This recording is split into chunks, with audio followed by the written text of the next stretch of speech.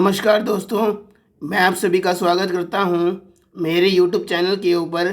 जैसा कि आप जानते हैं कि हमने एक्सरसाइज 1.2 के अब तक 3 एग्जाम्पल्स कंप्लीट कर लिए हैं, तो आज हम एग्जाम्पल नंबर 4 से स्टार्ट करेंगे। तो आइए शुरू करते हैं।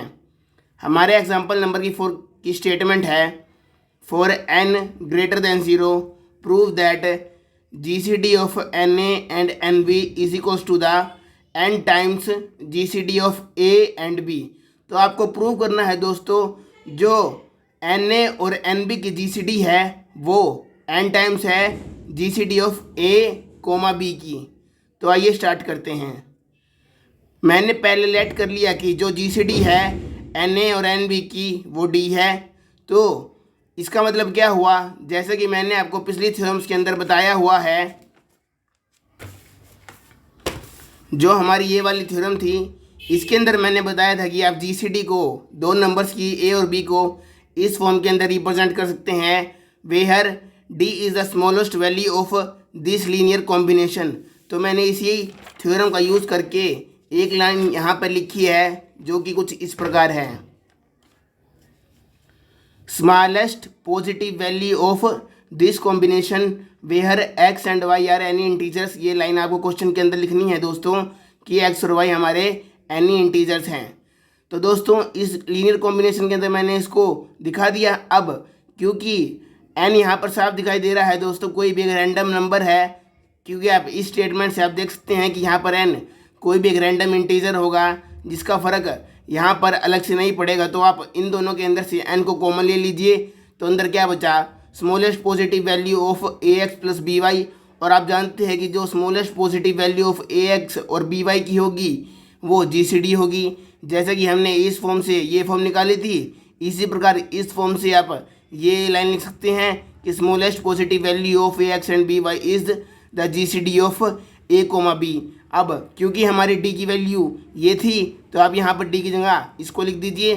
तो जो आपको प्रूव करना था दोस्तों, वो यहाँ पे प्रूफ हो चुका है कि n times GCD of A and B is equals to the GCD of NA and NB।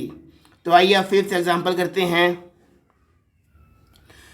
Show that the GCD of A plus B and A minus B is either 1 और 2 if the GCD of A and B is equals to 1।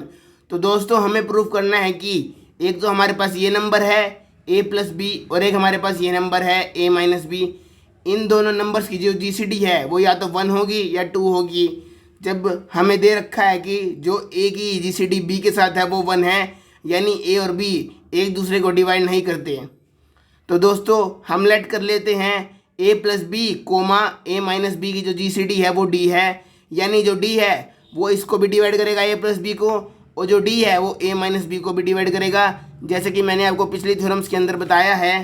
आइए मैं आपको एक बार दिखा देता हूँ। जैसे कि मैंने आपको बताया था कि जो GCD होती है ग्रेटेस्ट कॉमन डिवाइज़र, वो उन दोनों नंबर्स को अलग अलग डिवाइड करती है जब GCD of A and B is equals to D होती है। तो वही मैंने यहाँ पे किया है दोस्तों, मैंने उसी चीज़ का यहाँ पे यूज़ करके दिखा दिया है दोस्तों कि जो GCD होगी D A प्लस B और A माइनस B की जो मैंने लेट की है वो इसको भी डिवाइड करेगी और इसको भी डिवाइड करेगी सेपरेटली। अब हमने एक थ्योरम अपने पिछले इंट्रोडक्शन के अंदर पढ़ी थी कि we know that when D divides A and D divides B then D divides the addition of A and B and the difference of A minus B। तो क्योंकि हमने देखा था कि जब D एक नंबर को और दूसरे नंबर को दोनों को डिवाइड करता है, where D is the common divisor of A and B, उस टाइम पे D इन दोनों के एडिशन को भी डिवाइड करेगा और डिफरेंस को भी।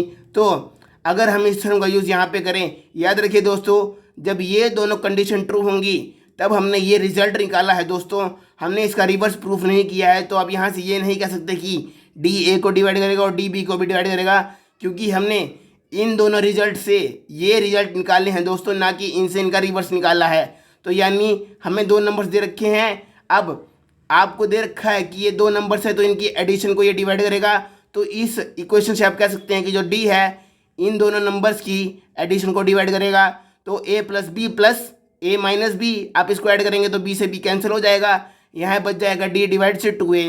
ऐसे ही हमने यहाँ पे देखा कि डिफरेंस को भी डिवाइड करेगा, तो आप इस नंबर में से इसको सब्ट्रैक्ट कर दीजिए, तो डी उसको भी डिवाइड करेगा, तो यहाँ पे आ गया 2b। अब आगे देखते हैं दोस्तों, इस लाइन से आप देख सकते हैं दोस्तों कि d is the common divisor of 2a and 2b। जो d है वो इन दोनों का कॉमन डिवाइजर इस लाइन से बन चुका है दोस्तों। तो अब देखिए दोस्तों, अब मैंने मान लिया जो GCD है 2a और 2b की वो c है, तो क्योंकि c is the greatest common divisor of 2a and 2b and d is one of the divisor of 2a and 2b, therefore d divides c, जैसा कि मैंने आपको GCD के टॉपिक के अंदर पढ़ाया था दोस्तों। तो इसके बाद आप क्या कहेंगे कि जो d है हमारा वो GCD को डिवाइड कर देगा 2a और 2b की, क्योंकि d c को डिवाइड करता है। तो अब आप ऊपर वाले क्वेश्चन देख सकते हैं दोस्तों कि जब इस फॉर्म को हम इस फॉर्म के अंदर लिख सकते हैं जहाँ पर n कोई भी एक रैंडम इंटीजर था जिसको हम कॉमन निकाल सकते हैं, तो वही किया है मैंने दोस्तों। यहाँ पे आप ये देखिए, मैंने यहाँ पर इन दोनों में से 2 को कॉमन निकाल लीजिए। तो अब यहाँ पर क्या हो जाए GCD of a and b, और हमें दे रखा है दोस्तों कि जी a और b की GCD है वो 1 है, ये हमें गिवन है दोस्तों। तो यहाँ पर आप 1 रख दीजिए, तो ये क्या हो गया d डिवाइड्स 2। अब मैंने आपको बताया था कि जो इस साइड वाला नंबर है वो इस वाले नंबर से छोटा ही होगा तभी इसको डिवाइड दे पाएगा, तो d स्मॉलर देन और इक्वल टू a, तभी ये कंडीशन ट्रू होगी दोस्तों। और मैंने आपको बताया था कि जो d है वो हमेशा एक पॉजिटिव इंटीजर होगा, क्योंकि जो d है हमारा वो GCD है और GCD कभी भी 1 से छोटी नहीं होती दोस्तों। तो यानी जो d है हमारा वो 1 या 1 से बढ़ा ही रहेगा दोस्तों। तो इस और इक्वेशन से आप कह सकते हैं कि जो d की 2 ही वैल्यूज पॉसिबल है, आइदर 1 और आइदर 2। तो d हमेशा इन दोनों में से केवल एक वैल्यू ही ले सकता है, तभी ये कंडीशन ट्रू होगी। और यही हमें प्रूव करना था दोस्तों कि जो GCD है a प्लस बी और a माइनस बी की वो 1 और 2 में से एक होगी दोस्तों। और यहाँ पर हमें GCD को d माना था और d की वैल्यू हमारी 1 और 2 आ चुकी है दोस्तों। तो ऐसे आपका एग्जाम्पल प्रूव हो गया।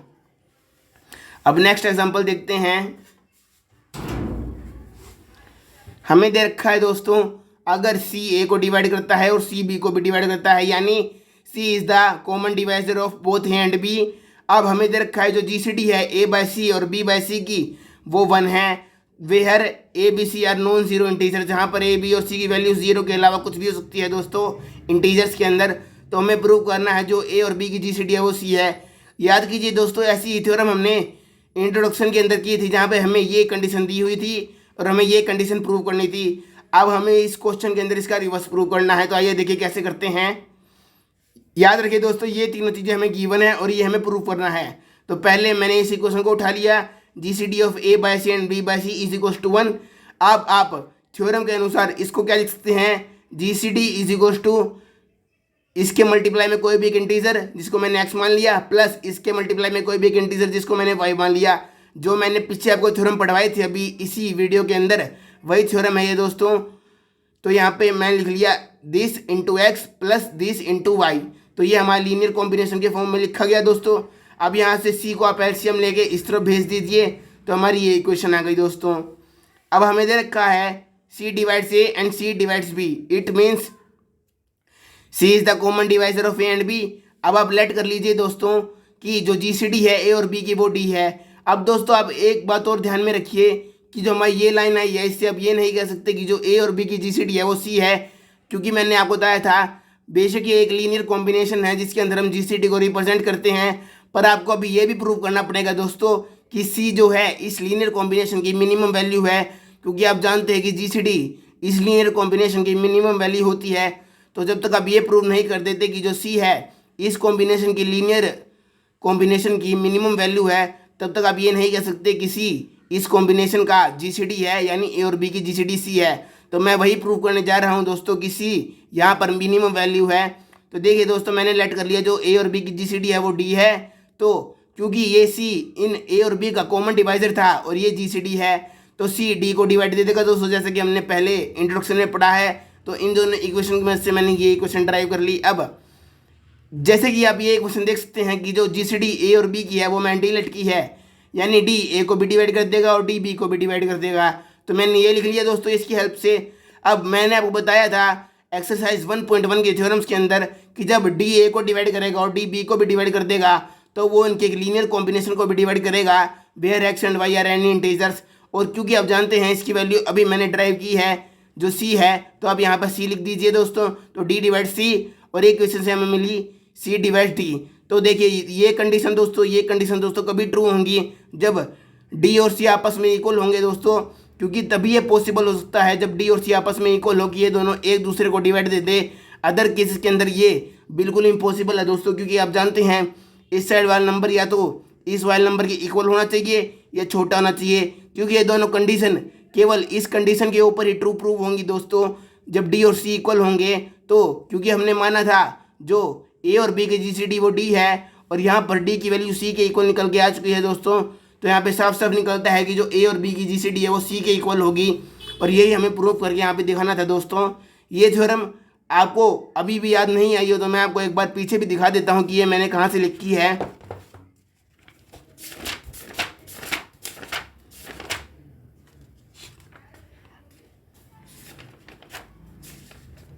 तो ये देखिए दोस्तों, मैंने आपको ये थ्योरम एक्सरसाइज 1.1